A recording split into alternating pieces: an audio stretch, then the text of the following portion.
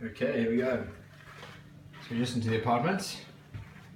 Bear in mind I am filming this on a mobile phone, so things do come across a little bit smaller than normal. That's the corridor where you come into the place. So the front door's just down there. There's another apartment just here and one over there as well. So yeah, you've got a cute little kitchen. I'll try and film it as best as I can with this phone.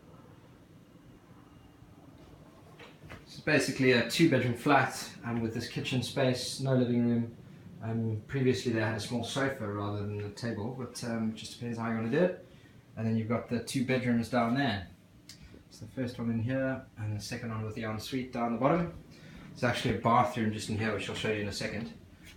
Shower room, shall I say. Nice and peaceful. Cool. So we've got a bedroom number 1. It's a decent sized double with big old cupboards just over there. So you can comfortably fit this double bed, and there's a bit of space here. And you've got the larger of the 2 bedrooms with the ensuite. Very nice and peaceful out here. It's quite a light flat. So you've got the tiling pretty much all the way through. And then you've got the shower room. The window is fully tiled with an extractor